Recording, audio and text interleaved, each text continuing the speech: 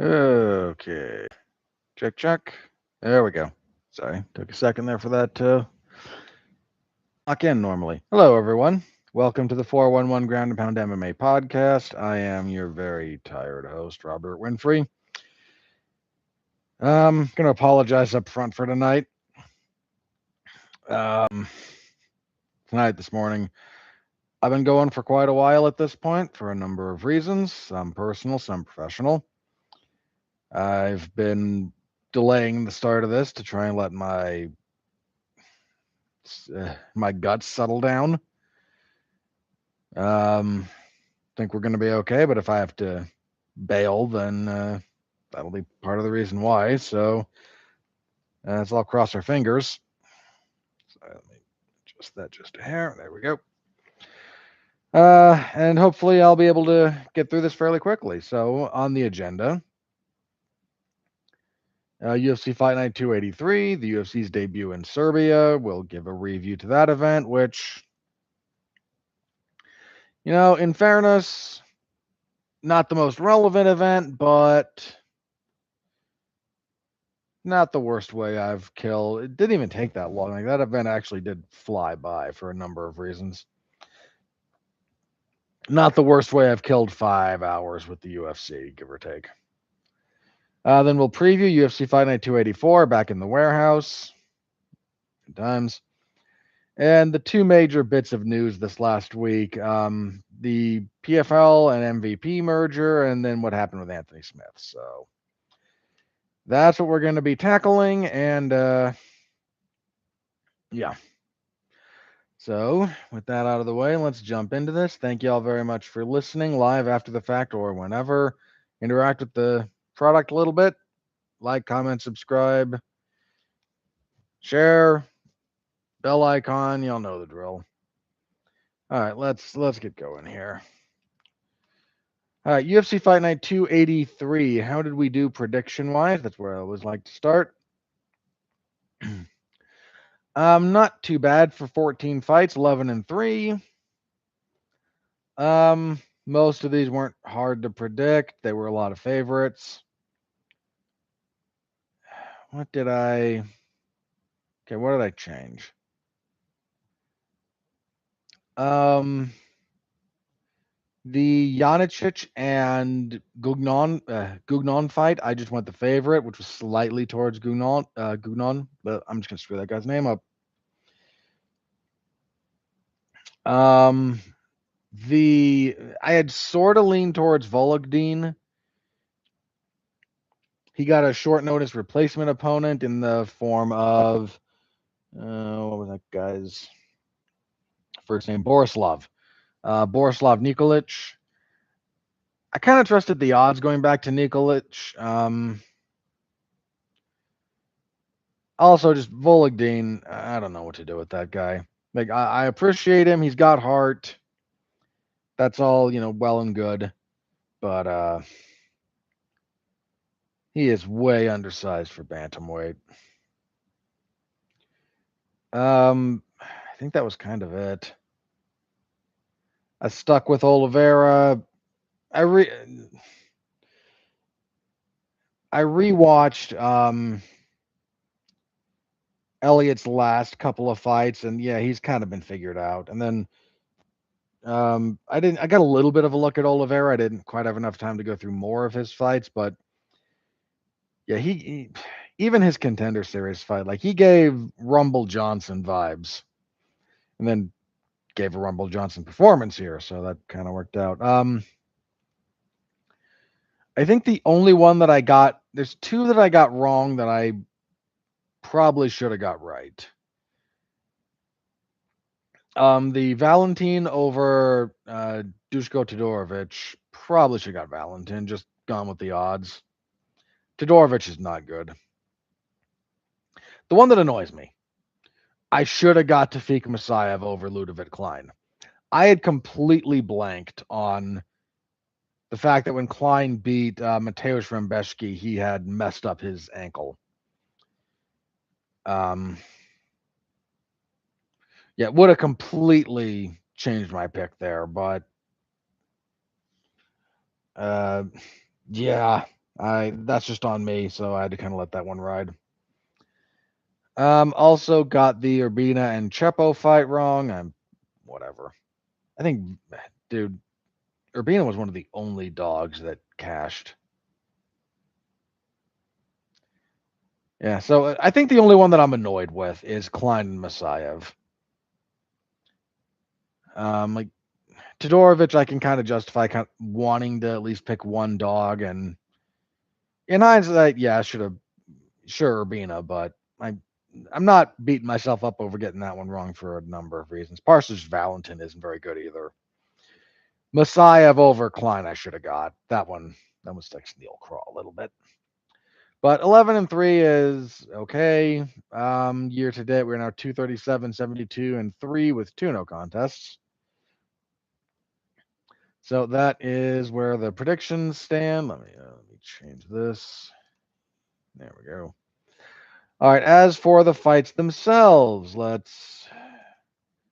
be a lot of finishes. The first round finish club was busy yesterday. Main event, Uros Medic knocks out Daniel Rodriguez in 30 seconds with almost the exact same combination that Conor McGregor got Eddie Alvarez with. Not a whole lot here. Rodriguez is coming off of like 8 months in a Mexican jail. Uros Medic is a kill or be killed fighter. Against better fighters, he's going to get killed, but they gave him a very, very winnable fight. The Serbs got to have a good time cheering their homeboy. Got to light the flares off, which, can I be honest? Maybe this is just me being a little bit of a pansy. I don't know, but the ignited road flares in an indoor arena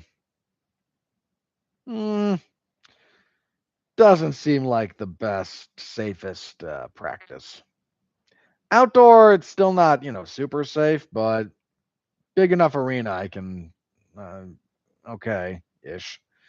Yeah, dude, they did not have, this was not a big venue, and they didn't have a huge gate.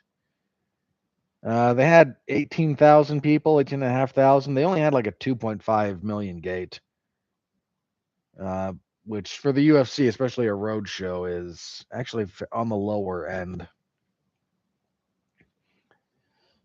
But the Serbs paid a lot for this, I'm sure, on a site fee. So anyway, yeah, not a whole lot to say about that. Medic wants to maybe get a crack at someone near the top 15. I don't think that's unfair. He's been a bit up and down, but he's an exciting fighter, if nothing else. So yeah, that's fine. Rodriguez, we've seen his ceiling. He's a bit too old, a little bit washed. He'll still have some pretty decent fights. I mean, he had an okay winning streak coming into this, but yeah, he's not getting higher than this at this point. Co-main event. Speaking of, maybe moving on a little bit. Navajo Sterling knocks out TKO's Jan Blachowicz. 256 of the first round. Both guys come out. We get some calf kicks back and forth, and Sterling just really nice 1-2. Shoves hurt Jan away. Gets on top, pounds things out, drops some gnarly elbows. Actually, some really gnarly ones. I gave big old cut under the right. I think it was the right eye.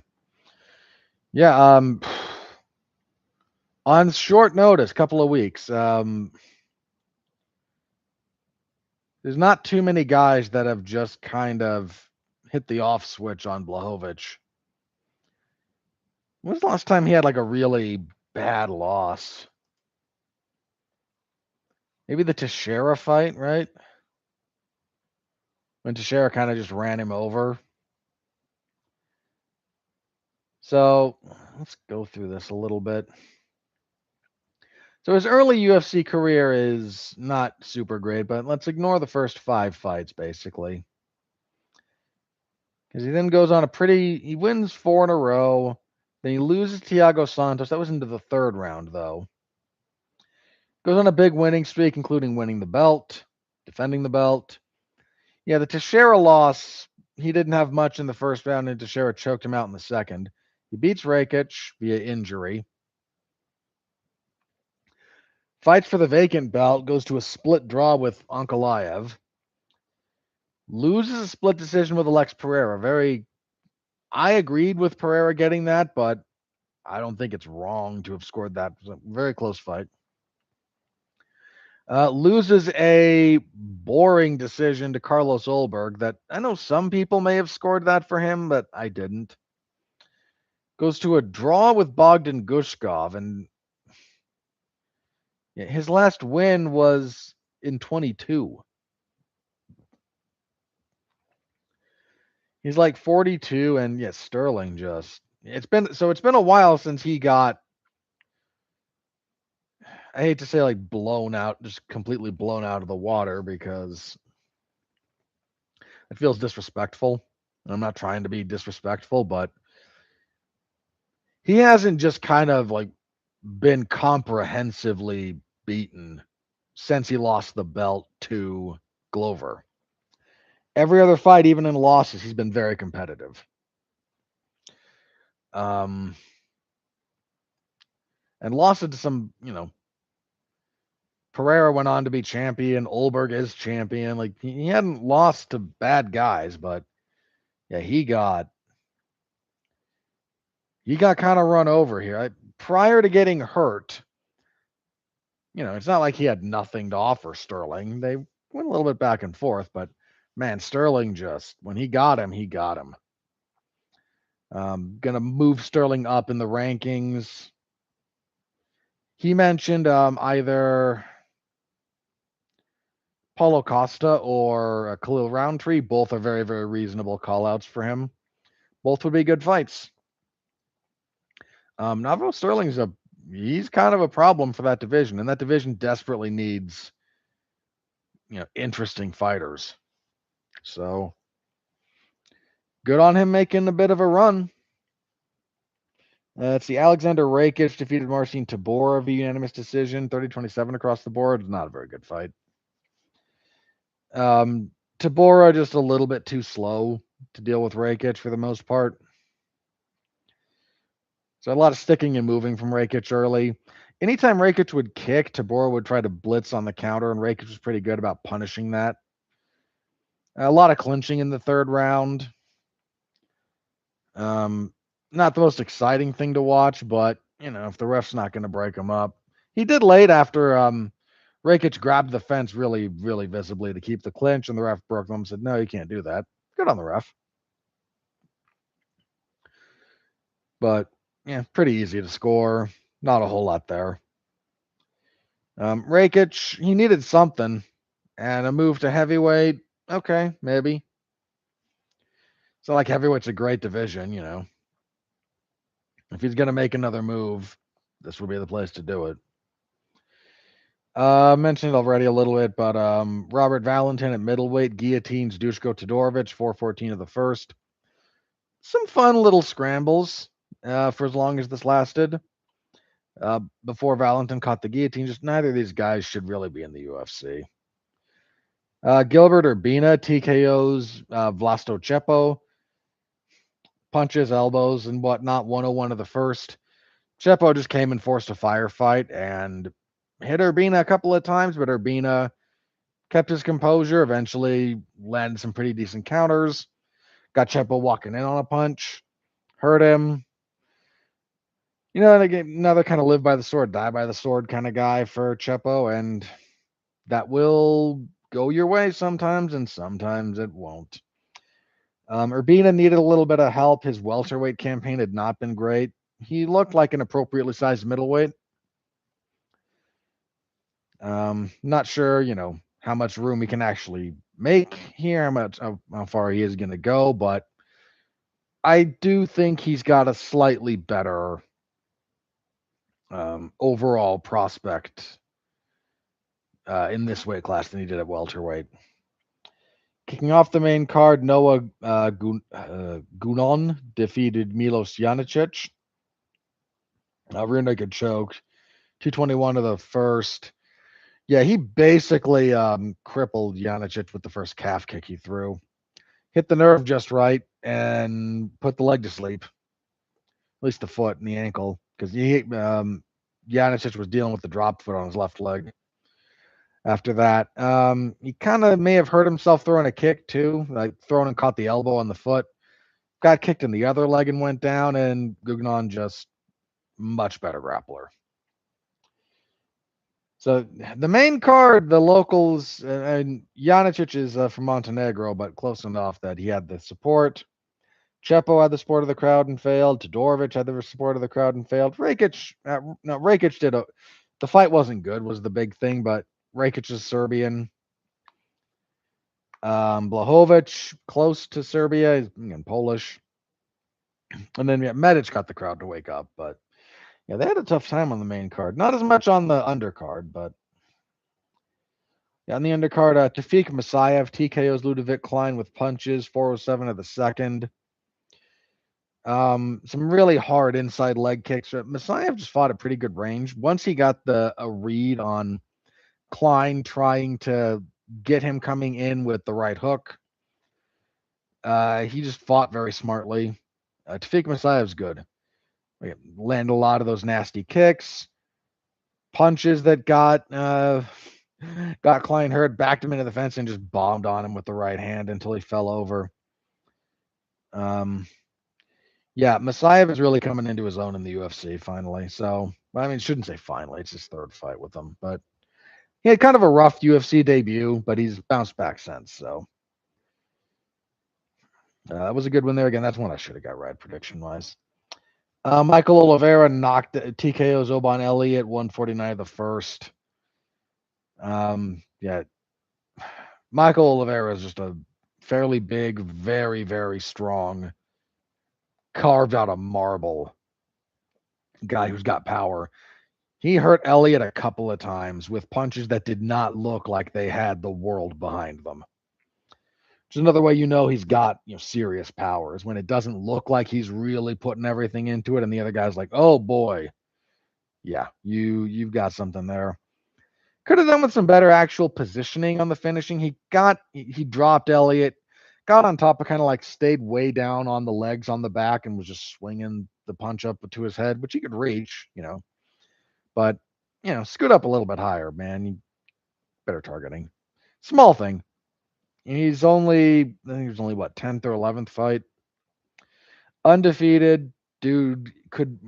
It's very early to say he could be a problem, but definitely a prospect worth paying attention to.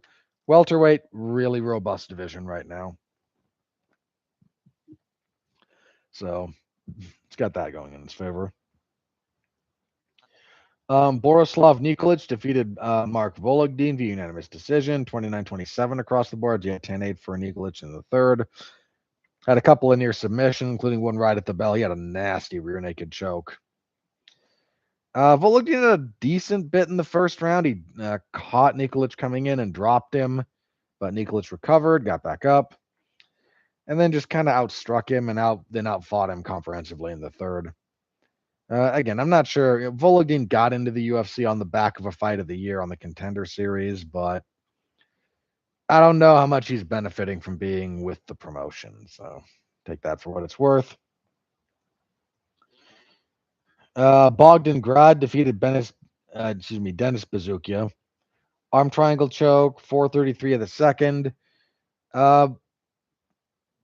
Okay stuff in the first. Grad kind of pushing a little bit of a pace. Got some top control, but both guys slowed in the second. Then Grad off balances Bezukia on a kick, if memory serves. He gets on top, gets an arm triangle, passes to the dangerous side, and there's a little bit of controversy around the finish here. So he's passing, and the first thing that Bezukia is trying to do is he's reaching to push on the thigh, the hip. Because one of the ways you can deal with the arm triangle getting to, if it's on this side, the dangerous side, you push the leg, you don't let the leg be across the body to control it, you push it all the way over, then you rotate into it. It's one way to go about it. Or you can rotate away from it, depending on... Rotating into it can be really awkward because your arm's kind of trapped there, But rotating away, you give up your back, but you don't get choked as much. So then the problem is, like, he then kind of like tried to wrap his own legs. One of the other ways you can sort of fight it is you bring the leg up on the same side and you grab it, and that pulls the trapped arm away from your neck, so you can kind of keep the blood flow over there. But the way he kind of tapped the thigh, like it was like reaching, found it, and then backed off and again. In real time, it definitely looks a little bit like a tap. So the referee jumps in and stops it. Bazooki's like, no, I didn't tap. And the problem is I see the ref's point of view. One, that submission was tight. If the ref doesn't stop it there, Bazooki's defense at that point was, when you're grabbing your own leg like that, cradling it to try and leverage away that arm, you're in real trouble. That's like one of the last lines of defense. So having to go to that was bad. So the submission is not it's not at a BS part of it. It's really close to being finished. And it looks, some people accuse him of doing the Brazilian tap with that. I'm not convinced that's what he was doing. I think he was trying to reach for the leg. I feel for the ref, because in real time, it looked like a tap. Slow motion and a little bit of hindsight, not so much, but I get why the ref did it. I get why Bazooki is unhappy with it, but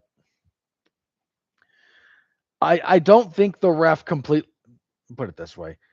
The ref did not screw up in the sense that he made an unforgivable, bizarre error. Like, I grabbed the arm to see if it's asleep, to see if there's resistance. And I touched it once and went, oh no, you're out. And the guy immediately then went, no, hey, I'm fine. This is just relaxed for whatever reason. It wasn't that, or it wasn't, it very much was a tight submission. Bazookia did something that kind of looked like a tap. I get it. It's unfortunate for Bazookia, but I don't think the ref, I don't think the ref committed some unforgivable error here at all. Mateusz Rembeszki defeated Kyle Prepelec via TKO punches, 441 of the first. This was a blowout.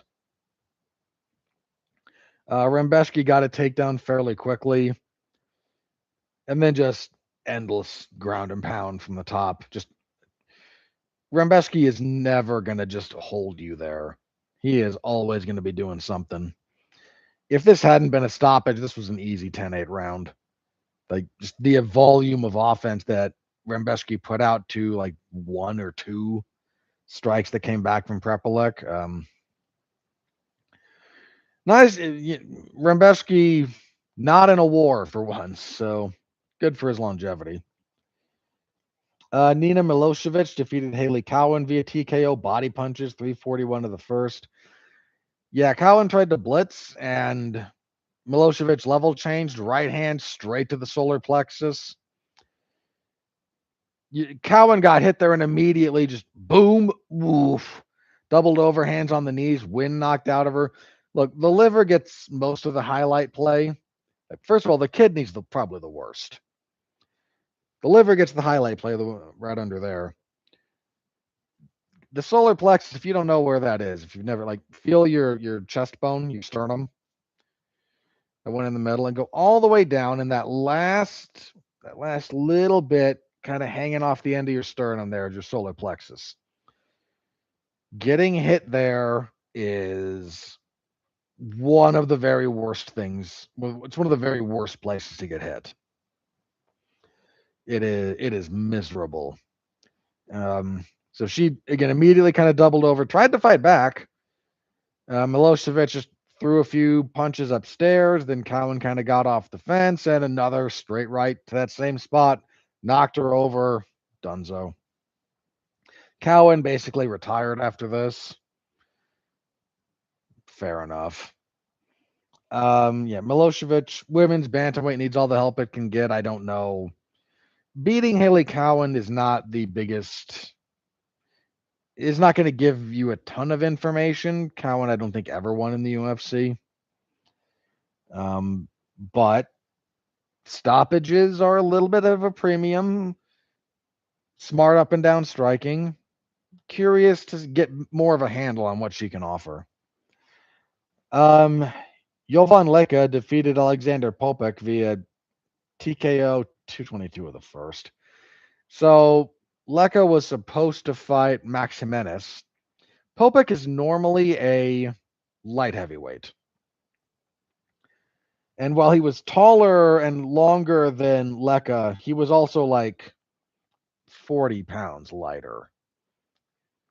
Might not have quite been that much, but it was a lot. I mean, Leka was like 260 something. And Popek was, he might have been like almost 260. He might have been 250. And Popek was like 113, 114. Like, he did okay sticking and moving early. And then eventually Leka just went southpaw, crushed him. Loud kick to the body. Like, doubled him over almost immediately. Yeah, I appreciate the gumption of Popek to do this on short notice, but dude is not a. If he wanted to be a heavyweight, he would have to bulk up because he might have the frame for it in terms of height, but when you're outweighed by that much, man, that says a lot. I mean, apparently when they were, according to commentary, like they talked with Popek and were like, so is middleweight possible for you because you're a pretty lean guy, and he's so you're talking about a guy who's thinking, or at least talking about the possibility of cutting all the way down to 185. Short notice up at heavyweight. That was always going to be a tough order. That's like for as long as this lasted, he actually did acquit himself fairly well. So I think he'll probably at least get another look in his natural weight class. And kicking everything off, Stephanie Luciano submitted Marina Spasic. Rear naked choke, 320 of the first. Spasic and Luciano, they kind of went okay back and forth on the feet, fairly even, but once things hit the ground, Luciano, just the vastly superior grappler, got the back fairly quickly, got the choke. Not a lot to it. And that was it. 14 fights, a lot of finishes. Again, I think the total broadcast time for this was a little less than 6 hours, which these days is focus. These days is kind of nice. There we go. Your bonuses, there was no fight of the night. Understandable. If I had to give fight of the night, if I had to give one, it probably would have been to Nikolic and Volodin, but that was also a little bit too one-sided down the stretch. So there were 4 performances. They went to Uros Medic, sure. Navajo Sterling, yeah. Gilbert Urbina, and Nina Milosevic. Yeah, that one tracks. You were spoiled for choice. Personally, I might have gone Leka over Urbina. I would have gone Leka or Oliveira before Urbina, but that's just personal. There's almost, I think the only finish that was sort of never going to happen for a bonus, for the big bonus, was Grad and Bazookia because of the weirdness around the finish. But all of the others would have been perfectly viable choices. Again, spoiled for choice. This event set a couple of records. It is now the record for the most first round finishes at 10. It also has the record for the most finishes at all at 12. So the first record used to be held by UFC 329. This one broke it. The other record was shared by several different events. The Rockhold versus Bisping Fight Night, UFC 224, UFC 281, Imavov versus Bahalio, and UFC 329. So we booked a fair number of easy to call, a couple of mismatches, to be perfectly honest. And we got that out of the way. So, yeah, full report, MMAZone411mania.com. Stop by, give it a read. You'll know the drill there. I'm going to try and cook through this as quickly as possible because, again, I am tired and I don't feel great.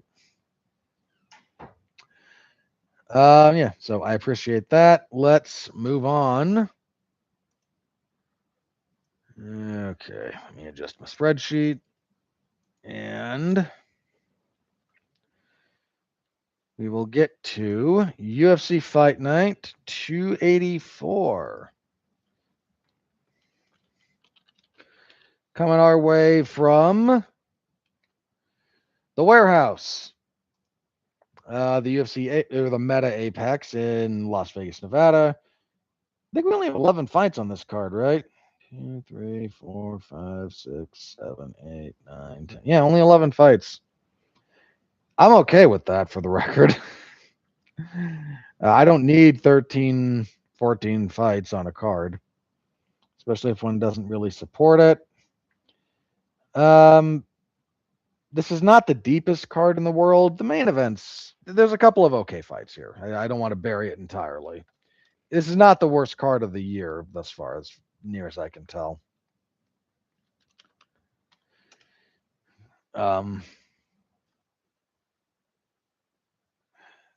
That said, like it's not super deep or anything like that.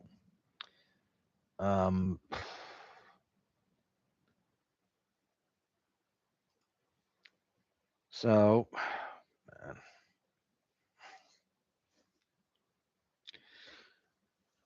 I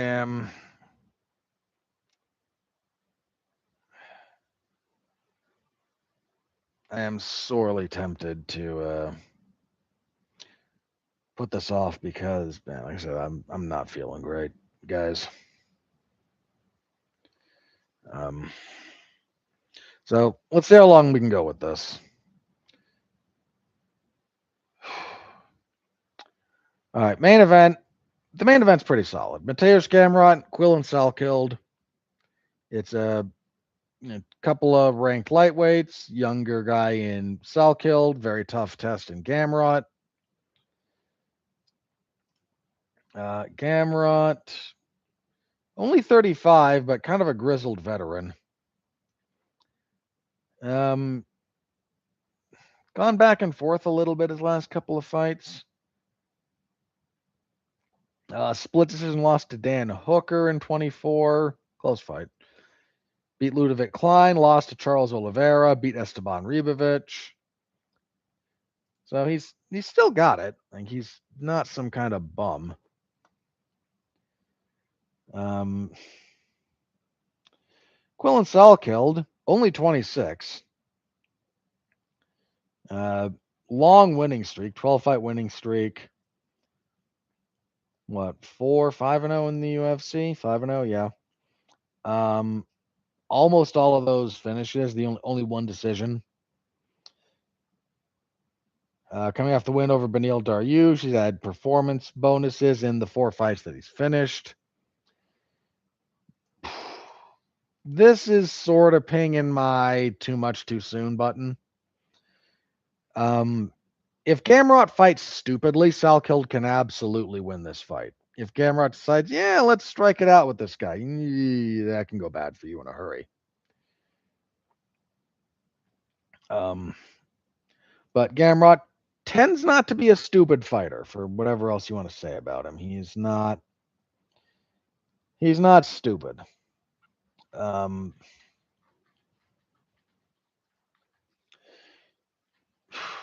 The odds are slightly with Salkilld, which is not terribly surprising.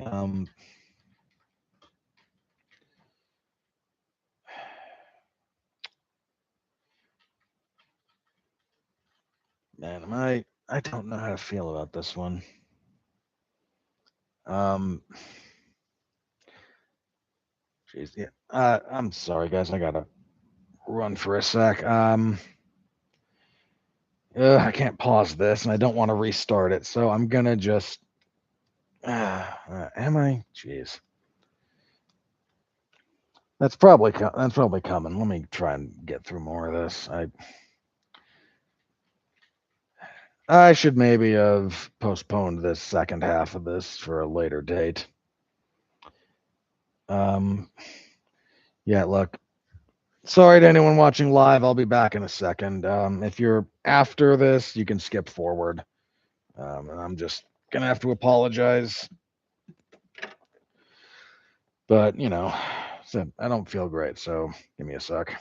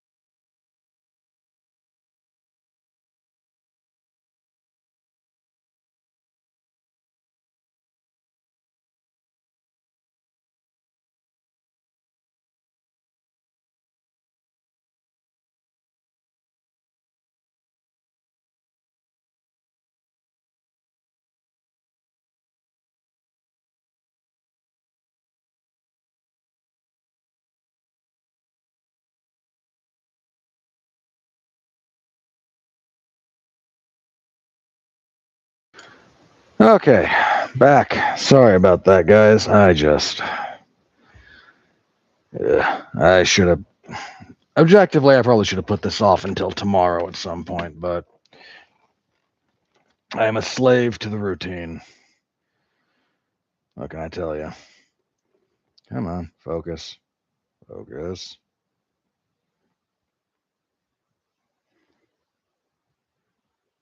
There we go.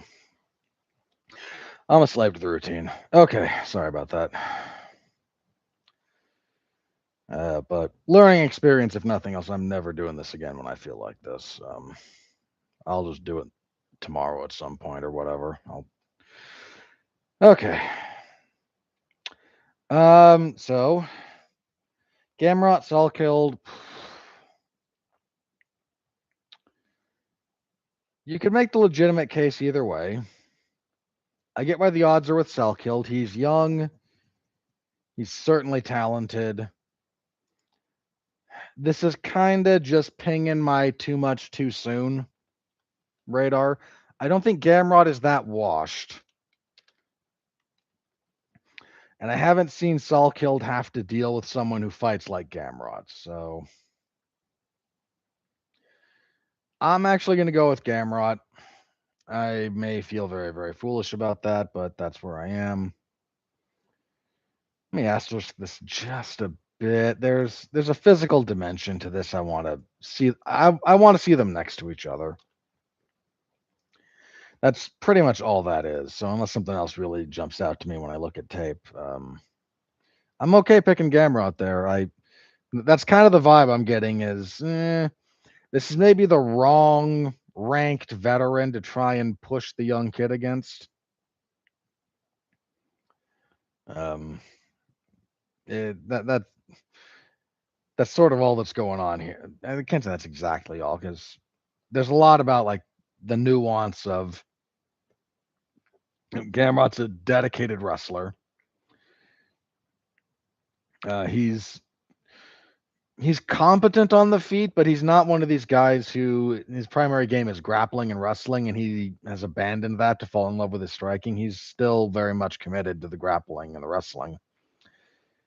And I think that's going to very much complicate what Salkilld likes to do. I'm not going to be shocked if Salkilld wins, for the record. Not even a little bit, but I do definitely think that I would flip the odds personally. He said, I get it. Salkild's got the momentum. He's the hot up and comer, but Gamrot doesn't strike me as washed enough at this juncture in time to justify being an underdog to a guy we haven't seen deal with a real, a grappler, and a committed one, the caliber of Mateusz Gamrot. So that's kind of where I'm sitting at the moment. Take that for what it's worth. Next up, Billy Quarantillo and Diego Ferreira. This will probably be fun. Ferreira, bless him, old warhorse at this point. I mean, he's what, 40? 41. He's got a January birthday, yeah. So he's 41. Just 2-5 his last 7. Split decision to Beneil Dariush. He maybe should have won that. Stopped by Gregor Gillespie before Gregor basically retired. TKO'd by Mateusz Gamrot. Got some nasty knees from Gamrot. Busted up his ribs. Knocks out Michael Johnson. TKO's Mateusz Rimbeski in the 3rd round after struggling. I think he'd lost the first 2. But then lost to Grant Dawson. TKO'd by Alexander Hernandez. Then there's Billy Q, who's 37, so he's not a spring chicken either. Not great recently. Traded a bunch of wins and losses before his current 2-fight losing streak. Coming off that knockout loss to Cub Swanson. I think that was Swanson's retirement fight. If it wasn't, it was right before it. It was the night before Swanson's retirement. That was a good fight, though. But before that, he got choked out by Yusuf Zalal. He beat Damon Jackson, but he got knocked out by Edson Barboza in the first round. So I expect a lot of fun. These two guys are going to throw. I think Fajardo might be the slightly more washed of the two. He's certainly the guy who's fought the better competition. The odds are with Fajardo. Is Quarantillo the more washed one?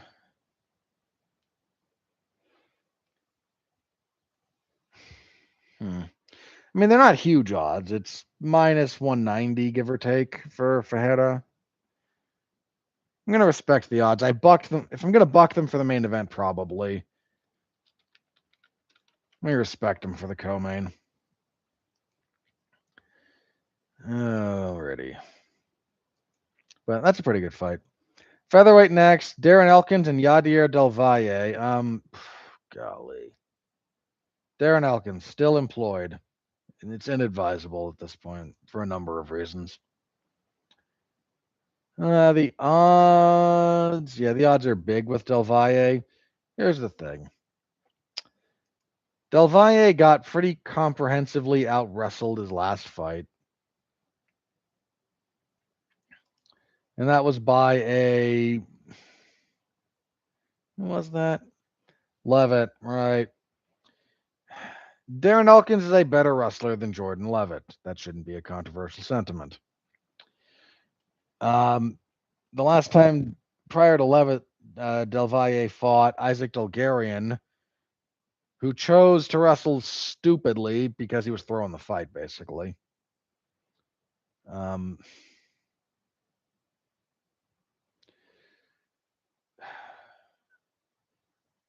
If Del Valle hasn't worked on some stuff, Elkins could have a typical Elkins performance where, the first round and a half, the first full 2 rounds go very, very badly for him, but he just guts his way through an inadvisable amount of damage and then finds something late. Elkins been out for over a year. Somewhat miraculously, is 3-3 in his last 6. He lost to Cub Swanson. He beat Tristan Connolly. He lost to Jonathan Pierce. He beat TJ Brown and he beat Daniel Pineda, and then he lost to Julian Erosa. I think he's probably still too shop worn for me to pick him in good conscience here, but okay, given that we saw Del Valle out wrestled and controlled by, again, Elkins is a better pure wrestler than Jordan Levitt. I would not be comfortable holding the odds of like minus 600, minus 650 for Del Valle. I get him being the favorite. He's younger. He's got significantly less miles on the tread, miles on the, to his name. Elkins is fairly easy to game plan for. Doesn't mean easy to beat necessarily, but it's not difficult to figure out what's going on.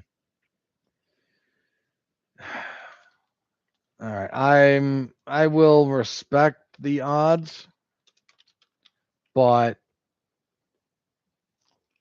for the record, don't be shocked if we get a classic Darren Elkins. Oh, you've beat the crap out of me for 10 minutes, but now you're gassed out and I'm going to do my thing performance. That's very much on the table here. Also at featherweight, Miles Johns and Jesse Rosas. So Johns,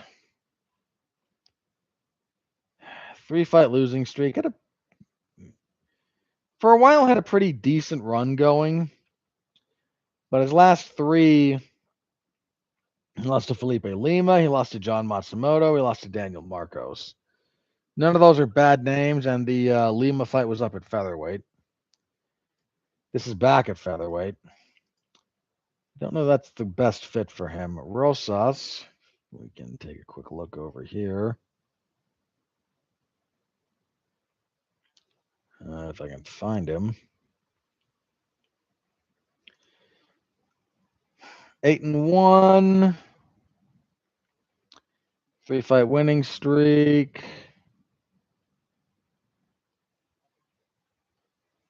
That's all respectable. Jeez, do we actually have a bout order for any of this? See if the UFC does.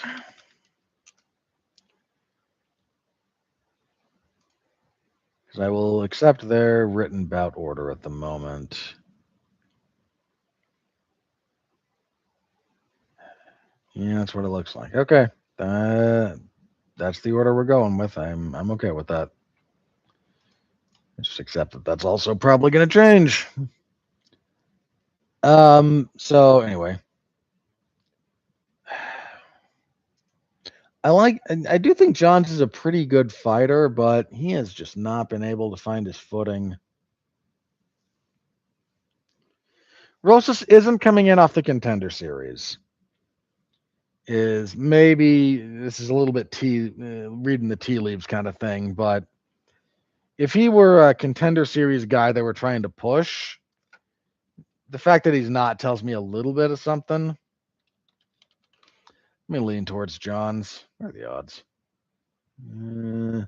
Slight lean towards Johns right now. Yeah, all right, I see it. That's about where I landed. Heavyweights, because the UFC hates us. Louis Sutherland and Jose Luis. Let's have a look at these two big gentlemen.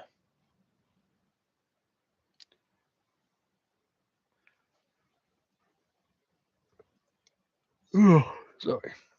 Sutherland 11-5. 1-2 in the UFC. Coming off a win though. He beat Tai Tuivasa. Ooh. Prior to that, he lost to Walter Walker and Brando Pericic. His opponent. Why does this list him as Jose Montaña? Motan, huh?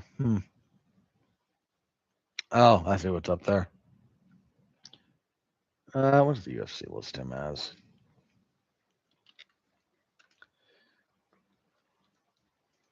We'll take their whichever spelling they go with. They list him as Jose Montaña da Silva. Okay, they chose it different, so I'm just gonna go with da Silva, and that's what we're gonna go with for the sake of conversation. Da Silva is on a 3-fight winning streak. You might know on his list. Not really. He's been out of action for almost a year. They've been trying to get him to actually make his UFC debut since November of last year. He had a fight with Marek Buwo fall through, as well as a fight with Janata Janice fall through. Okay, so they're trying to just get that guy in the door, basically.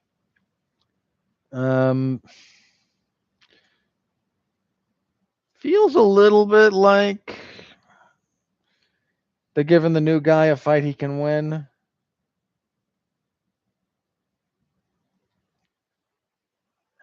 I don't know, though. Again, not a Contender Series guy, so the odds are with Sutherland.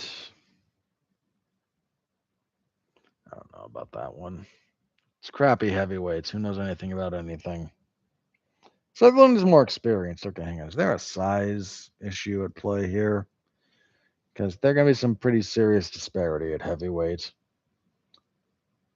6'3", 76 inches of reach.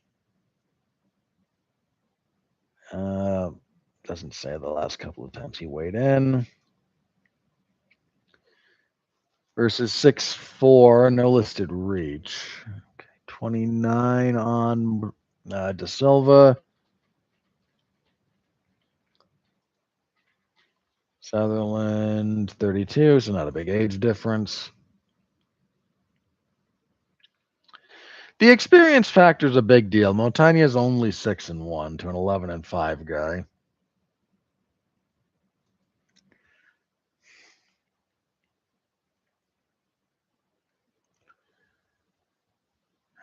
All right, the odds kind of talked me around to this one.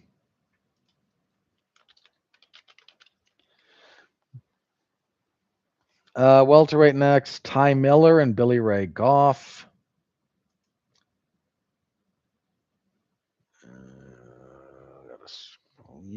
Ty Miller undefeated, 7-0. One no contest in there. Won a Contender Series fight, coming off a win over Adam Fugit. Earlier this year. Okay. Goff 9-4. What, 0-2 in the UFC? 1-2? 1-2. He beat Yusaku Kanoshita. That was a decent win. Then he lost to Trey Waters. Missed most of 25. Lost to Ramiz Brahima. Had a fight with Seokhyun Ko. Fallout. And now he's back at yeah. They're trying to. I'm not going to say they're completely setting Miller up. 9-4 versus 7-0. Two younger guys. Like, this is not a complete gimme, but there's definitely an expectation. Put it like that. Light heavyweight, DR Ngojai and Bruno Lopez. Is there any reason to pick? I don't think DR Ngojai is any good. He's 11-2, which shouldn't look bad. He's only 1-2 in the UFC. He lost to Brendan Sinaberry. He lost to Erwan Satabaldiev, where he got Ezekiel choked from guard. Like, he was on top in the full guard, and Satabaldiev got him with an Ezekiel. You got to be.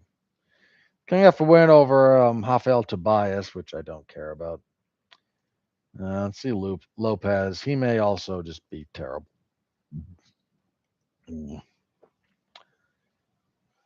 Lopez 14-3.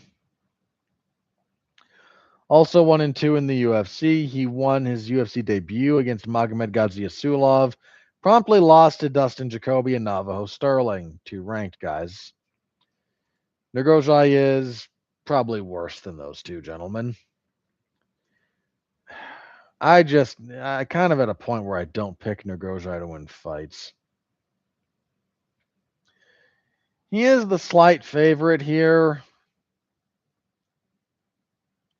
Oh, sorry, I meant to look at the Miller odds just for the sake of completionism.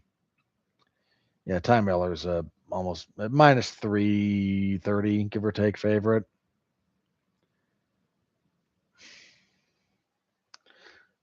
Yeah, I'm gonna go Lopez, and we'll just see if Ngojai can make me look foolish. But I just kind of don't pick him to win fights. I'm okay being wrong until I have a reason to change my mind on that. Another heavyweight fight. Steve Asplund and Guilherme Pat. And they're just breaking out all the can't miss action for this one. Sorry, I'm tired and salty. And a little bit sick, so yeah, that fight's still happening. Hang on, that may have, oh, there it is. So Asplund 7-2, what, 2-1 in the UFC? 1-1. Beat Sean Sharaf, lost to Vitor Petrino. Petrino fight was odd. He kind of just kept walking into jabs, if memory serves, for most of that. And Pat is 6-1. And I think 1-1 in the UFC. He beat Alan Fry Jr. and then lost to Thomas Peterson. My heart's with Asplund. Look, there's a couple of types of guys that I think MMA, especially like the UFC level, is just better if you have one or two of them floating around. You don't want a lot of them, but you want somewhere on your roster So this is about Walter Walker. You want a leg lock. Kind of. I say this with love. You want kind of a leg lock goober. Someone who is just like, I am bound and determined to bring leg attacks into prominence in MMA, and so help me, that's what I'm going to do. You want one of those guys around. Doesn't matter what division, you want one. You don't want 3. 2's iffy, but you want one. And 1 is a good little spice. Steve Asplund is a guy you want the somewhat inspirational story of the former fat guy who got in shape and now can actually beat you up. You want one of those guys. Don't want a lot. You do want at least one floating around. Again, it's a nice spice to have to the MMA stew. And so I'm with Asplund as far as rooting interests go. I don't know. Pat may not just be that good. Odds out of curiosity. I'm kind of leaning Asplund. Wow, the odds are. I wouldn't lean Asplund that much. Odds have him like minus 270. I wouldn't feel that good about it, but I do like Asplund here. Strawweight, Amanda Lemos and Alexia Tainara. Lemos is a little bit past it. She had her title fight and had nothing for Zhang Weili, basically. She did beat Mackenzie Dern, but then lost to Virna Jandiroba. She beat Yasmin Lucindo. Lost to Tatiana Suarez. Lost to Jillian Robertson. She's just 39. She kind of had her run, right? I made my push towards the belt. I got a shot. Was found wanting. Tainara is the up and comer, right? Tainara, yeah, 14-1, 12 fight winning streak, 3-0 in the UFC. His wins are Molly McCann, Loma Bunmi, and Bruna Brazil. So she's getting a step up in name value here. Okay, is this pinging my newer rising fighter, an old vet?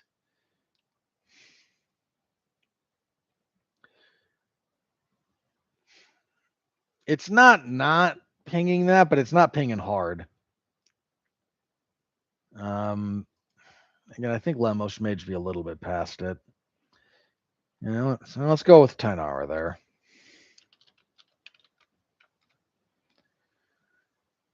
And 2 more. Lightweight, Manuel Sosa and Richie Miranda. Let's have a look at you two gentlemen.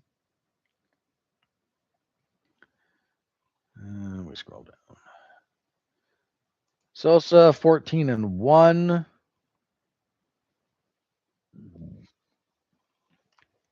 Oh, 3-fight winning streak. Had a successful UFC debut against Balaji Oki. That's a solid debut win. He's a Contender Series graduate. His only loss is to Archie Colgan, who's not a bad fighter at all, actually. I mean, I know what Usman Nurmagomedov did to him, but Colgan's not a bad fighter. Miranda is 13-1. 7-fight winning streak. This is his UFC debut. Former LFA champion. That's respectable. His only loss is a split decision. Yeah, this is actually not a bad fight for, one guy debuting and one guy with limited UFC fights.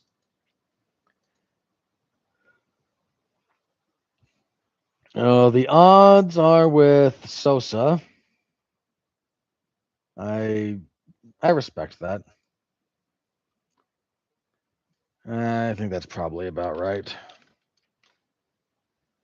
But, for a fight that's going to be, buried on the prelims, that's actually not bad. And then at flyweight, women's flyweight, Juliana Miller and Havana Oliveira. Juliana Miller has just really struggled in the UFC. She's what, 1-3? 2-3.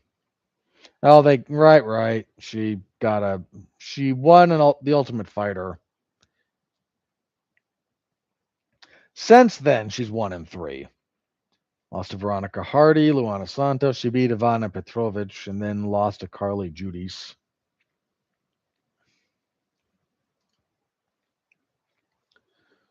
So yeah, Miller, she's really been struggling. Oliveira, 7-4-1. 3-fight losing streak, 0-3 in the UFC. Good grief. She lost to Tainara Lisboa, Stephanie Luciano, and Chanel Dyer. She missed weight for the Dyer fight, too. Was that? Which weight was that at? I know she missed, but what was it supposed to be at?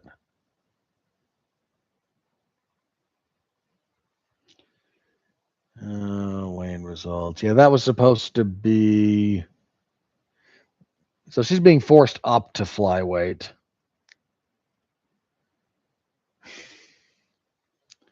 I would never bet on this fight. The odds are with Miller. I mean, Miller's at least proven that she can win in the UFC. That's literally the only thing that I'm going with there. All right, that is the card, more or less, as it currently stands.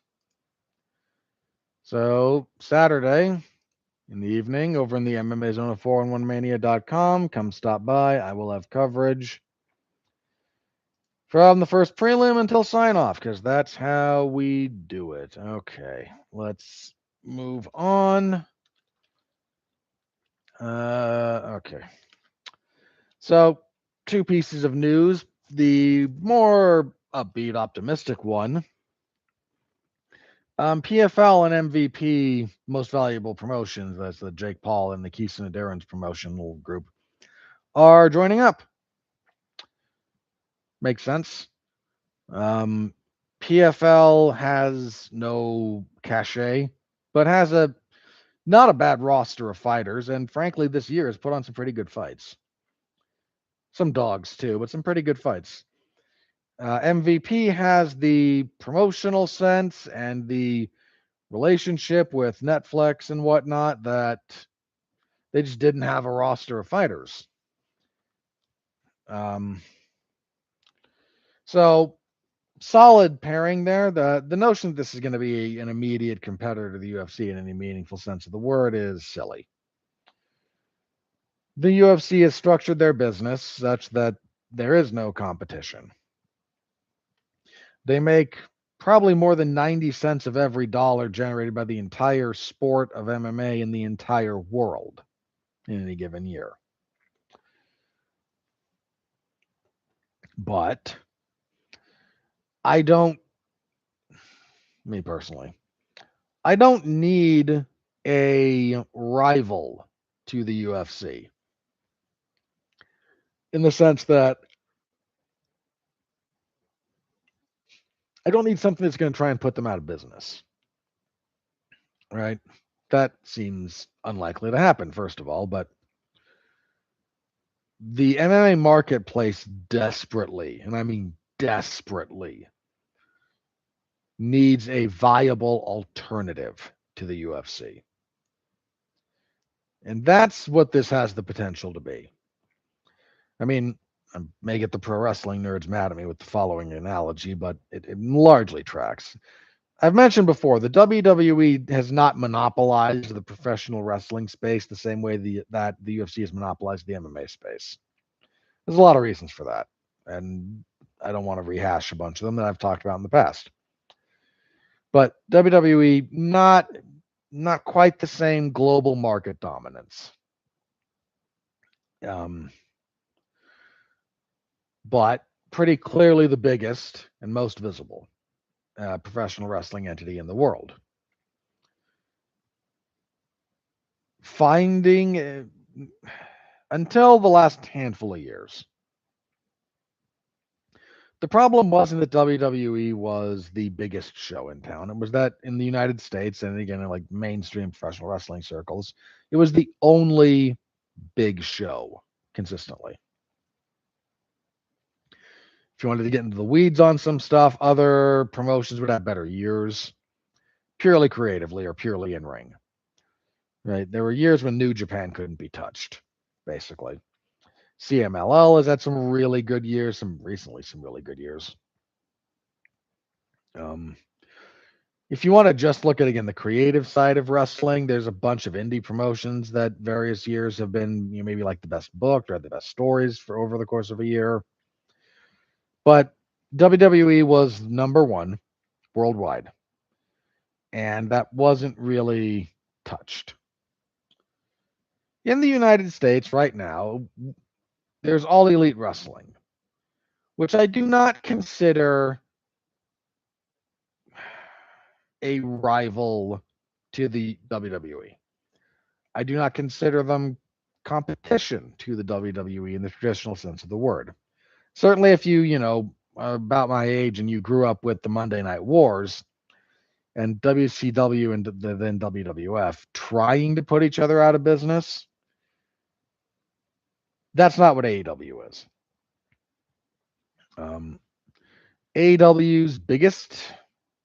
AEW's weekly television show, by most reports, is not like it would. When the WWE put NXT up against it, they generally did better than NXT, but not blow them out of the water necessarily good. They were better, but close enough in a lot of respects. They're not really like a threat to the WWE's operation in the sense that like we're gonna, take over and run you out of business. That's not what that's set up to be. They're not really a competitor in that sense. What they are, for the most part, is just an alternative. They are a viable alternative to the WWE. If you don't like what the WWE does for any number of reasons, AEW might have something for you. And frankly, if you don't like everything AEW does, you can probably find something in there that you do appreciate and does speak to your tastes. And realistically, again, what MMA, the big thing there is the existence of AEW has allowed talent to negotiate better deals for the most part. The existence of an actual competitive bidding marketplace for the services of professional wrestlers has been a boon overall to the space. It's made WWE come off their pocketbooks a little bit in places. It's made the ability to move back and forth a little bit has been hugely beneficial to various talent. And while I don't think you're ever going to see AEW put a weekly television show opposite Monday Night Raw and, win a lot, they don't need to. That's really, again, that's not, I don't want them to do that, frankly. I'm happy with there being a different professional wrestling promotion that is viable and draws interest. I'm okay with that. You don't draw the same numbers that WWE does on a regular basis, whatever. Don't care. Nor should you, as long as you're like profitable. You don't need to be drawing their numbers necessarily. Can't always draw their gates. Who cares? You can draw some big gates. AEW has drawn some very large gates in the past. Like, just do your thing, be an alternative. And that's really all we want you to be. Trying to be the WWE, trying to go head to head with them is not a good idea as a general proposition. Your existence makes the marketplace better. Don't need much more than that. right now. Years from now, maybe, but for now, that's all we need from you. That's what the MMA marketplace needs. It needs a viable alternative to the UFC. Someplace else that can bid for talent, someplace else that can put on good shows, just something else. Because there are other MMA promotions out there that, I've encouraged people to watch. Ryzen runs about once a month, and they have good stuff. They have, I think, a superior rule set. They have spectacle. Like, please watch Ryzen. There's a lot of more regional stuff. Sorry. Octagon is a very very viable regional promotion, very respectable.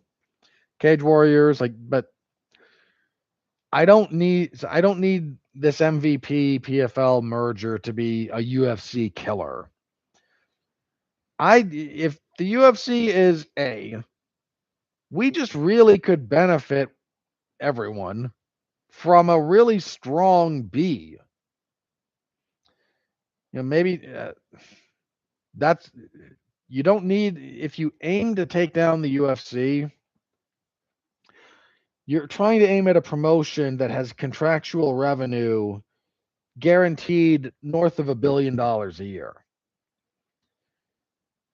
The notion of you running that out of business seems way outside the realm of possibility.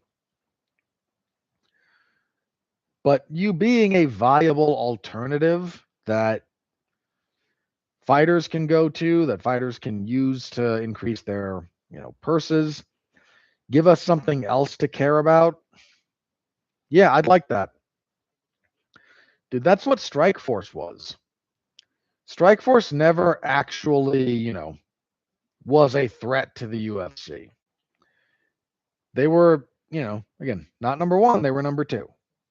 But they were at parts of the tenure of Strikeforce. That was a very, very strong, second place promotion as far as that goes. And we could use that back. I hope this can do it. It's not because I like Jake Paul or anything like that, but the MMA marketplace desperately needs it. The MMA ecosystem desperately needs it. So, look, Netflix is not going to be in the business of once a week MMA. They weren't going to do that for the UFC. They're certainly not going to do it for this. They're probably not even going to be in the business of the once a month event. They will happily do 2-3 a year if you can get a big card together, or at least one big fight. And I do think the PFL has the general roster to marshal that. 3-4 times a year, getting on Netflix. That'll help. They need something for the other stuff. But look, the PFL's relationship with ESPN had been going downhill for a while. I don't know anybody that thought that was in a healthy place, that they were going to sign back with them when their deal's up at the end of the year. So whatever this winds up looking like, it's going to be a small number of Netflix events per year is my hunch. And then they will find something for, again, once a month or however often the PFL wants to run their stuff like that. I mean, PFL had a pretty good event after they announced this. Usman Nurmagomedov stopped Archie Colgan with a really nice head kick, basically, in the first round. Usman, after that was the last fight on his PFL deal. He's I don't know if he's going to the UFC. He's certainly good enough to be there. The question is whether or not they'll pay him. He's going to go wherever the money's best. God bless him. That's what you should do. If that's going to be the UFC, I think he's a very competitive lightweight in the UFC. If it's sticking here, I think they can find guys for him to fight. And again, this is a money-making endeavor. People, if the UFC is going to be cheap with you, make your money elsewhere if you can. What's the other? There was another event. Sorry, not another event, but there were some other fights on that card. Hang on. Oh yeah, Dakota Ditcheva kind of ran over Denise Keelholtz, 30-27. Nice to see her fighting. Was it the Amru Magomedov win that looked real good? Might have been. Yeah, this was kind of about the top two fights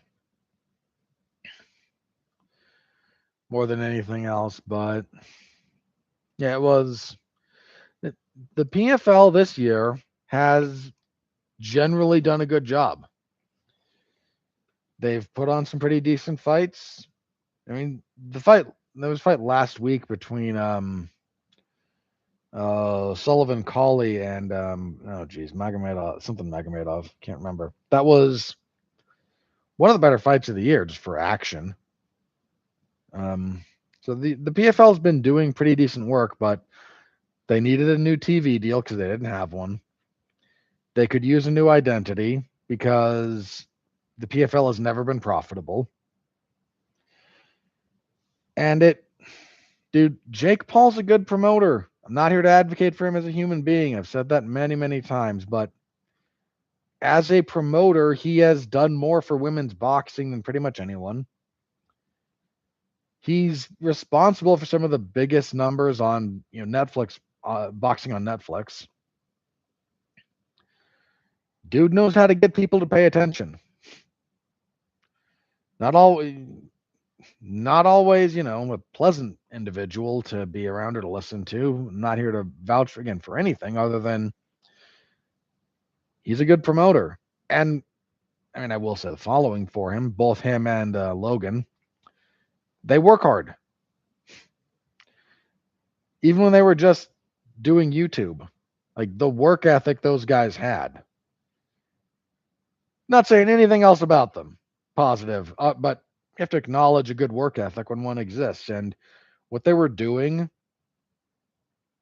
like YouTube videos on that schedule with that production, those are labor intensive.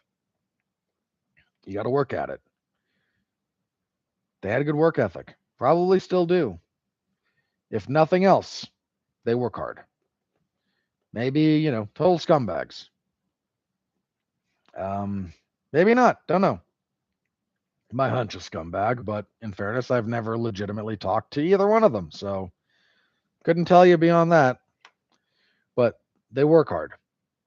Jake Paul will be promoting this stuff, and he's never been shy about taking shots at the UFC for any number of reasons.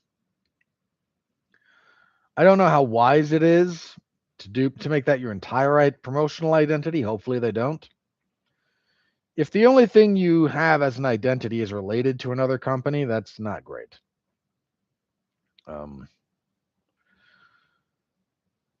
But, throwing some shots at them every now and then, sure.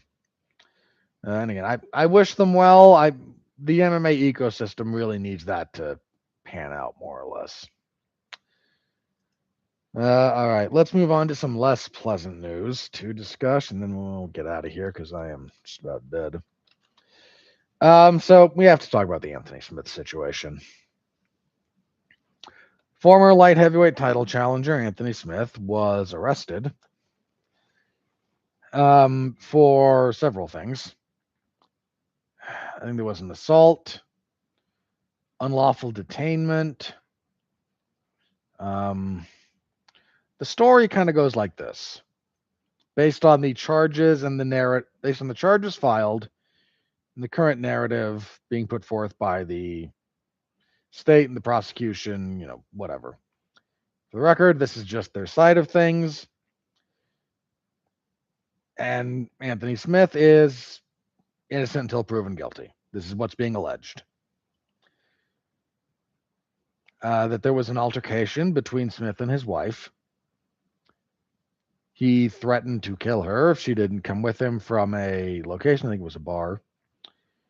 He locked her in the car, where the unlawful detainment may be coming into play. Then, when she got out of the vehicle, he tried to run her over with it repeatedly. Never succeeded, but tried. When they went to confront another part of this, back at their home, Smith, again, this is reported, there were gunshots. And that's kind of what led the neighbors to call the police, who came over, and Smith threatened, again, all this is alleged, that Smith threatened to kill himself if they came into the house. There was a warrant issued for him. He eventually turned himself in.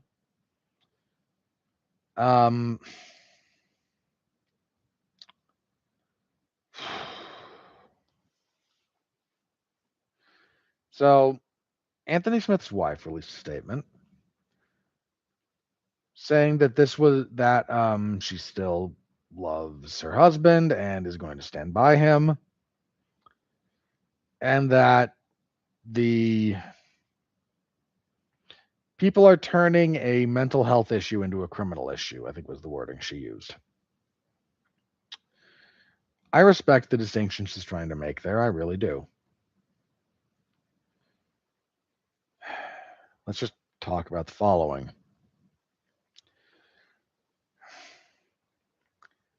It can be a mental health issue rather than, wanton criminality, and still be incredibly dangerous.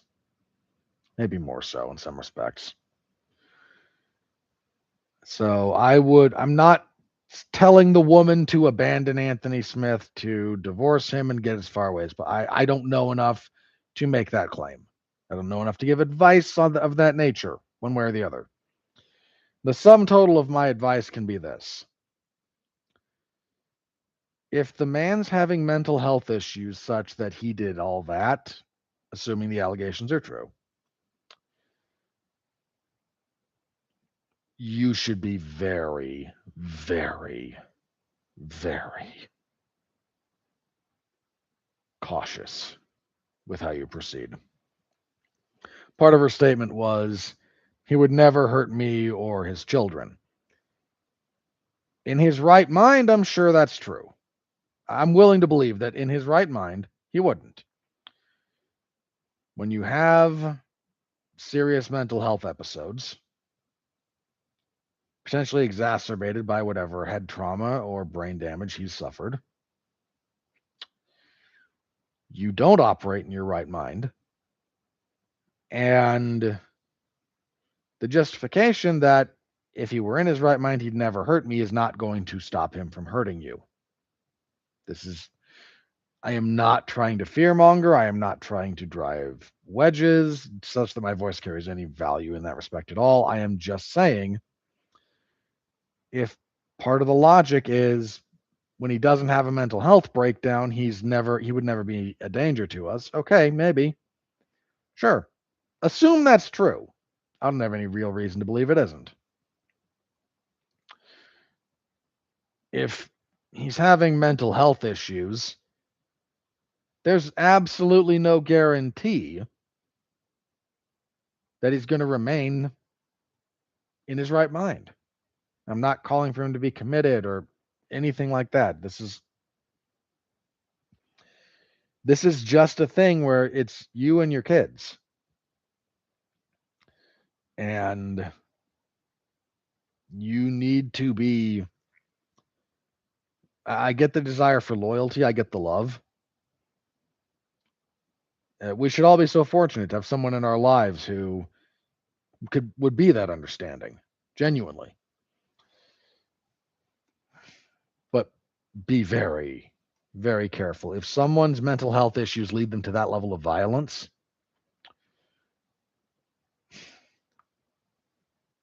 that is cause for concern. Minimum cause for concern. So, again, for whatever value my voice in this has, I would encourage her to be very careful. Very. Again, doesn't mean don't support, but cautious. So let's talk about some of the other elephants in the room about this. Wasn't that long ago, Dustin Poirier, I didn't talk a lot about this because, frankly, if this had been kind of a nothing thing with Anthony Smith being arrested, I wouldn't have talked about this one. If he'd been arrested for being drunk in public the same way Dustin Poirier was, I wouldn't have commented because I don't care that much. When I say I don't care that much, that makes it sound overly callous. I accept that fighters are a little bit, a different kind of person. Figuring out what to do with yourself after retirement from fighting can be difficult. And if Dustin Poirier just got drunk in public, which is all that happened apparently, that's embarrassing for him, sure. But I don't know what I have to say about that other than, I tend to think we'd all be better off not consuming alcohol at all. It's not super useful commentary. I don't have a whole lot to say on the matter. Like, he got drunk in public. He got arrested. He's dealing with it. Okay. No harm, no foul. This is different. If you can't see the difference in kind here, I can't help you. Anthony Smith wasn't just drunk in public. Again, if that's all this was, I probably wouldn't be saying anything. Because what am I going to say? My general advice, don't drink. That's it. That's all I got there. If you never drink, you won't be drunk in public. You won't have those problems. But that's not.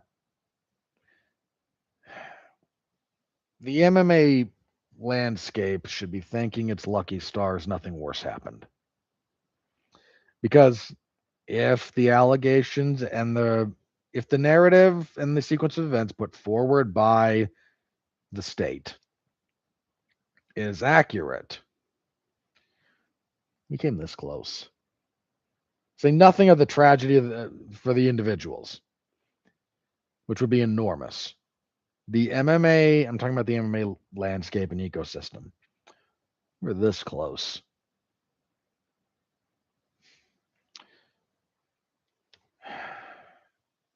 We've been close before. Apparently, I said this a while ago. I think when BJ Penn's situation started getting bad, I said this. I'll say it again here.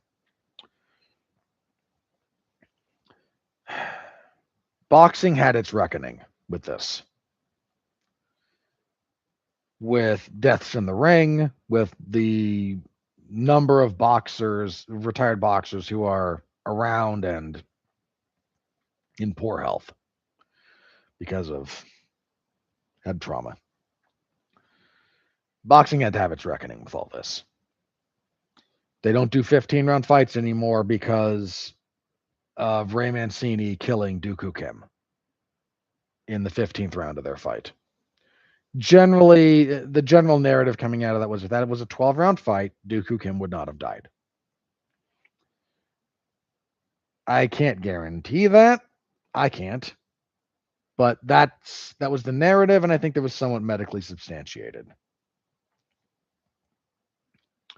So they don't have 15-round fights anymore. It was just determined to be unnecessary. Two extra rounds for title fights. So they get 12 instead of 15. There's still people that die in boxing, but they made a cognizant step towards fixing the problem. A large part of why boxing is more okay with what goes on is the higher payouts. Boy, these guys are given a lot, and their quality of life later is bad. some cases very bad. How do we justify this? Well, we, get guys like Don King out of the sport so the fighters actually make money. Okay. A lot of money. Fair trade. If you're voluntarily getting into that, yeah, it's fair exchange. But they had their reckoning with it. The NFL had its reckoning with this.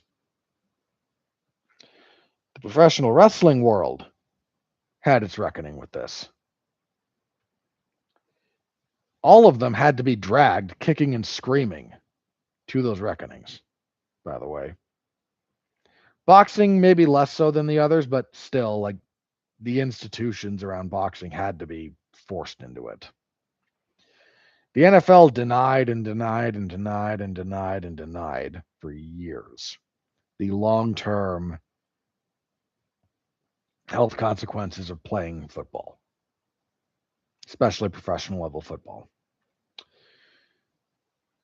And eventually they got dragged kicking and screaming into having to look at what it was. And they had to have their reckoning. So they changed a few things. It's still, a thing, but they had their reckoning. Professional wrestling put its head in the sand about this forever, like so many other things in the world of professional wrestling. I could talk about a lot of them. But they put their head in the sand about this one. What do all the chair shots to the head do to you night after night after night in a grueling schedule? What do all the bumps do? What do all the times you got your bell rung do to you? And it's not like there weren't warning signs. It's not like there weren't people talking. There were some. And the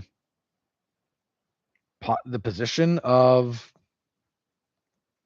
there wasn't really anything other than WWE at the time. The position of them was, nah, it's okay. Wrestlers are dropping dead from some from suicide, some from drug-related overdoses, some from young 40s guys dying of heart attacks. Not all those had to do with drug use, some of them, but some of them did. Some guys killing themselves.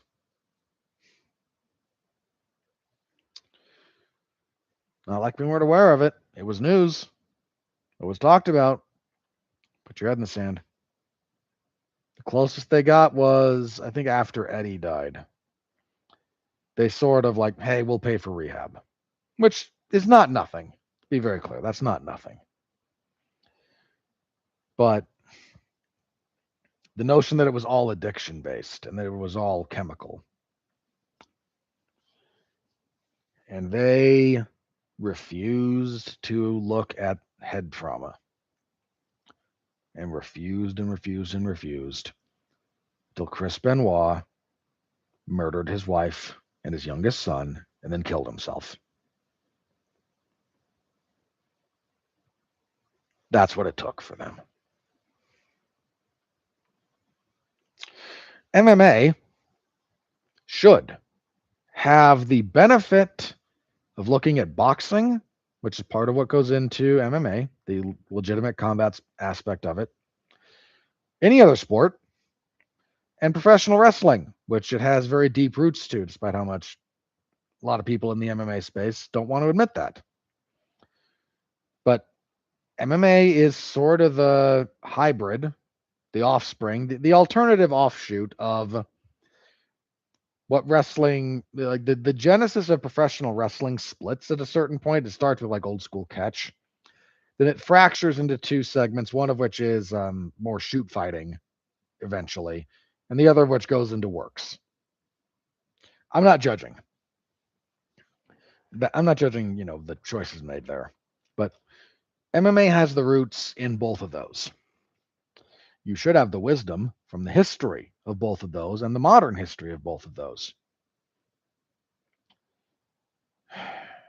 And yet, you put your head in the sand about this. This is compounded in the MMA space by the sheer number of shysters and phonies and leeches in the martial arts space, which attracts a bunch of them.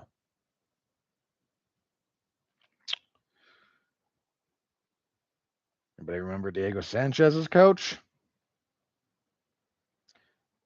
It was what was it?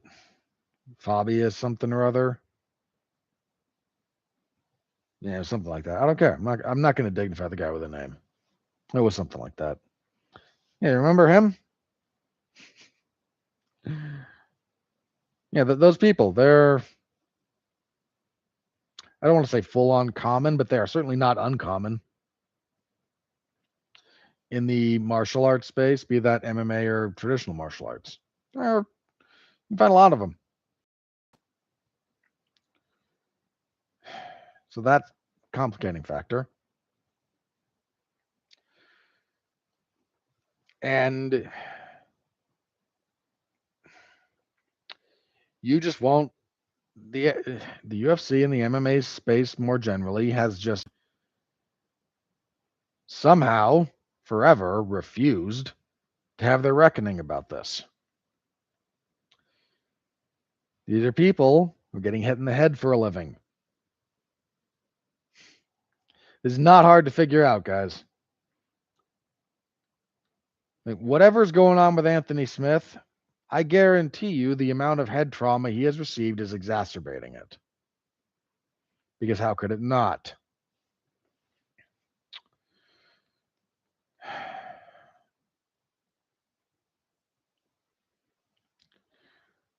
We have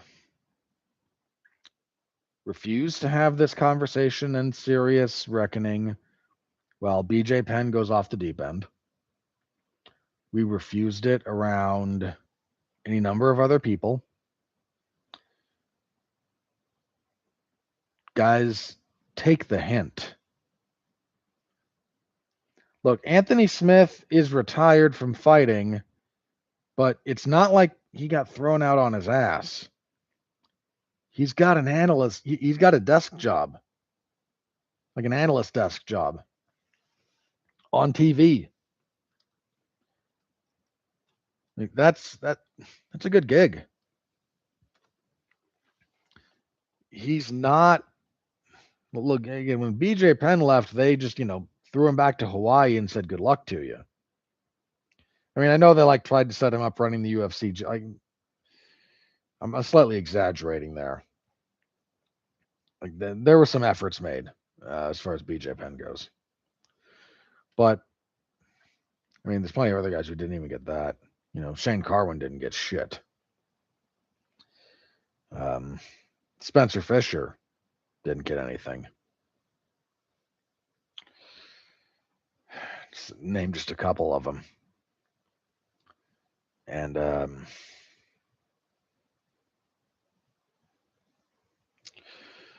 Anthony Smith got a good job. And he's not bad at that job either, by the way. I know some people kind of clown on him for it, but you're on the analyst desk, you're going to get clowned. It's just how it goes. He's not bad at it. It's not like he got kicked to the curb. And now this all happened. Now, there's obviously a lot of details that have yet to come out. I don't pretend to know everything about this. One of the reasons I'm not talking about a lot of the specifics here, I'm trying to talk about the broad picture and what we really need to take away from this. MMA has never had to have two major reckonings. One is a death in the cage, because it hasn't happened in the UFC. You roll the dice enough, it will. You can take every safety precaution in the world. This is a fundamentally dangerous activity everyone's engaged in. Eventually, it will happen. Long enough timeline, of course it will. Haven't had to reckon with that. And what potential safety protocols need to be more in place, may have been violated, whatever. The other one we have not really had our reckoning about is brain damage. there's enough former fighters in high profile, high visibility places that don't seem to be having the same problems that we kind of ignore and forget about. Again, Shane Carwin, Spencer Fisher, guys like that. There's good on the list, man. So many others. So many others. You forget about the bevy that this doesn't go well for. And we have not had the reckoning about fighter pay versus fighter cost, about what is the gym culture doing to contribute to this. How many fights for the money they make? Dude, Anthony Smith,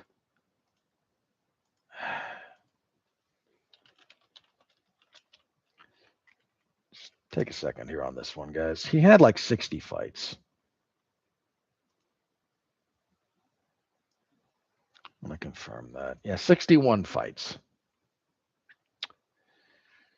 You guys remember when Glover Teixeira beat the teeth out of his head? And I don't mean that metaphorically. For like almost a full 5 rounds. Smith had a good first round and a half. Then he faded, and Glover again literally knocked the teeth out of him. You remember that? I remember that. Hard to watch. Fight should have been stopped. Remember when that was? I'm not even kidding with this. Do you remember when that was? That was May of 2020. Do you want to know how many fights Anthony Smith had after that fight? Let's count. Rakic, Clark, Crute, Span. This is not about whether he won or lost. Ankalaev, Walker, 6, 7, Span, 8, Roundtree, 9, Petrino, 10, Delidze, 11, Reyes, 12, Zhongming Yang. Then you had a bare knuckle MMA fight in April for what, 13? Guys, literally had to pick his teeth up off the canvas and hand them to the ref. Was on the wrong end of 2 10-8 rounds in a row and would have been a third, at least 10-8, if not 10-7, if he'd gone all the way through the 5th. And he had double-digit fights after that. That was already a career of almost 50 fights.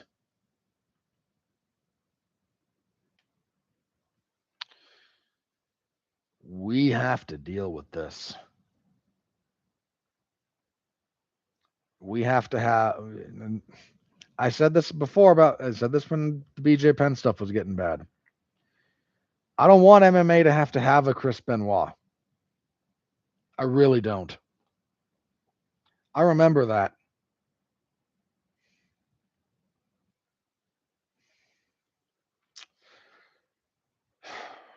That messed me up personally. Say nothing of what it did to everyone else. That really screwed with me.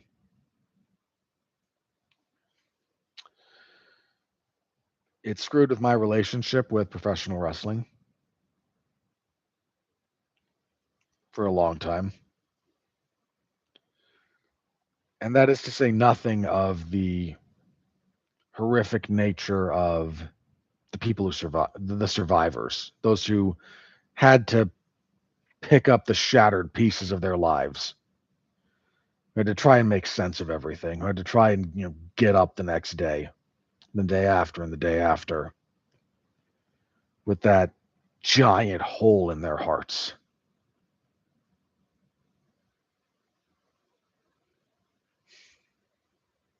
I don't want that ever again.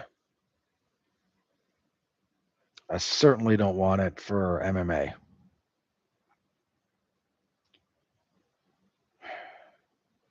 But for some reason, dude, Dana White was asked about this, and the only thing he said was, "It happens."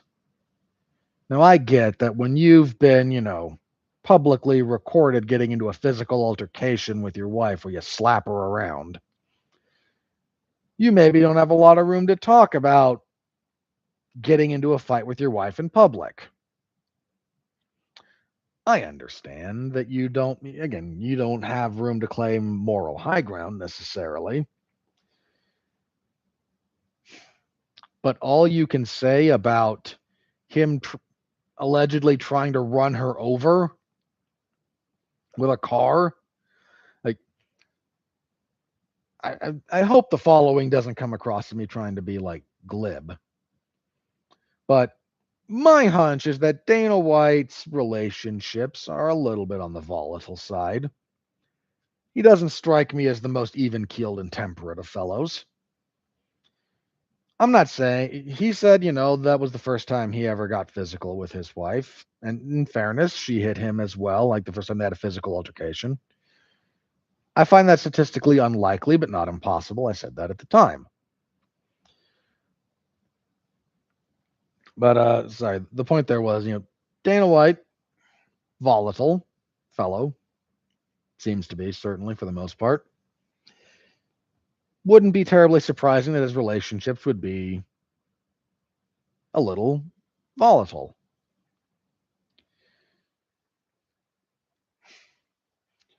But if you can't see the difference between that and, you know, attempted vehicular assault,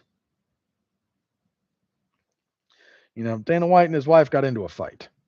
That's not great. Shouldn't happen. Based on all available evidence, he never tried to kill her. Never even remotely.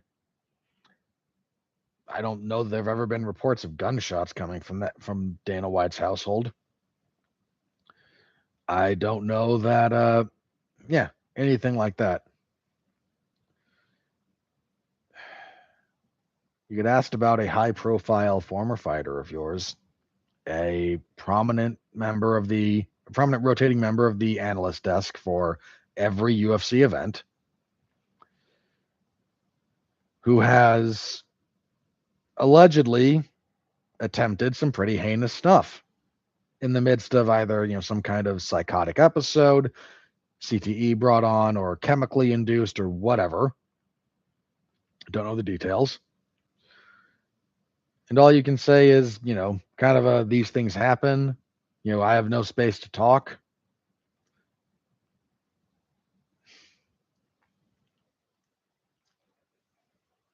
You're putting your head in the sand, man.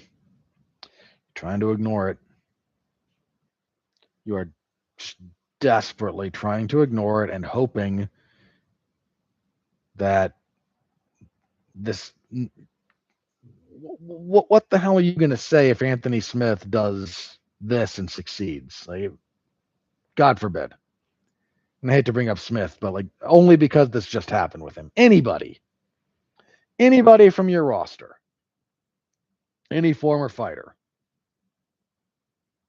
What are you gonna do?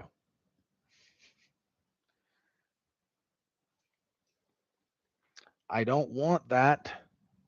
I really don't. Nobody does. That is when I say that alters the world a little bit, I'm not kidding. Like,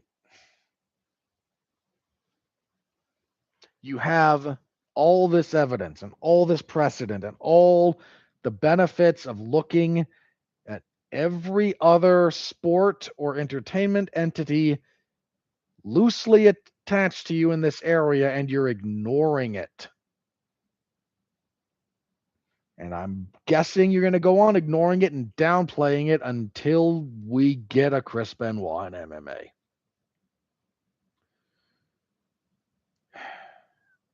And God, we were this close. What would you be saying if he'd succeeded in that, whatever, psychotic break or whatever the hell it was? What would you be saying if he'd actually run her over?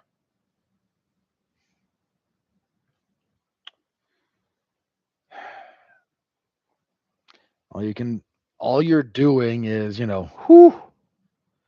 dodge that bullet, ignoring how many others are coming at you. You are stubbornly refusing to, not just Dana White personally, like the MMA landscape is refusing to really deal with this, to really look at it, and to really have that reckoning. Doesn't mean everything closes up shop. It really doesn't. It means looking at what doesn't work and what led to this so that it doesn't happen again. And for some reason, we've just kind of decided, well, MMA fighters tend to take fewer blows to the head in a fight than boxers do. This is generally true on average for a number of reasons. MMA fighters carry a significantly greater injury load in training. Most of the repeated blows to the head that a fighter suffers are suffered in the gym, not in the cage. You only fight, what, 3 times a year, give or take? You're in the gym a lot more than that. That's where most of it happens. Not all of it. And frankly, in some cases, not even the worst of it, because any gym that is, sparring is hard. Hard sparring's I don't want to get into a whole thing about it because it's important at a certain point in your career. And at a certain point, you really got to dial it back. I mean, there was a bit where, George said he didn't really spar anymore. Robbie Lawler and Max Holloway both kind of said, like, yeah, I don't really spar. For those of you who don't know what they mean by that, they don't mean I don't glove up and go get across from somebody. Like, they mean they don't hard spar, which is fine. At a certain point, probably not the best. You're better off doing opponent-specific stuff or the lighter technical stuff that's just kind of fun. And there's a lot of reasons for that. Don't need to get into specifics. But MMA just refuses. Categorically, nope. Blinders on. Refuses. And I guess, guys, if BJ Penn wasn't a wake-up call,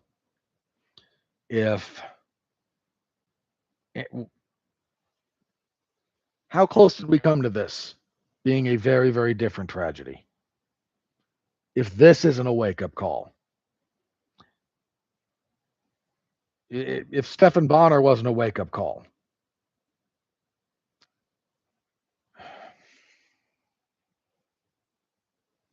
if this doesn't get you to look at this stuff and re-examine things and have maybe some hard conversations about whether or not this whole enterprise is worth it to you financially. And that's a hard conversation to have, but with the way the UFC pays, it's one you have to have at some point. If this won't wake you up to it, if this won't catalyze it, then the only thing that will is some unimaginable tragedy.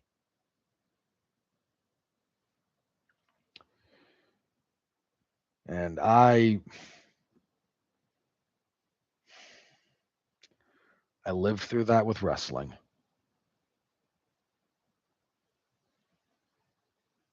And if you didn't, one, you're lucky, because that was,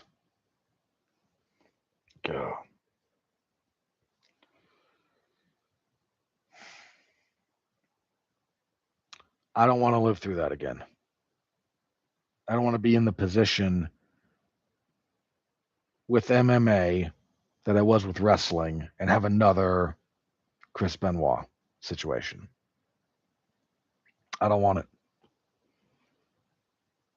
I, when I say I don't want it, I'm not talking like, I don't want to get, shingles or whatever. I mean, like, I may not do it. Like, if I look around the MMA landscape after something like that and find that it is basically in the same position that the WWE was with the Benoit thing, I may just throw up my hands and be done with this. I've done this. I've been on this ride before. It sucks. Wake up. There's things we can do about this. And part of the only reason that we're all still okay with this entire godforsaken enterprise is the notion that we're doing everything we can to make it worthwhile and ethical. You pull that away, buddy, you don't want that. You do not want the consequences of that. I promise you. So please, for the love of all that is good and holy in this world,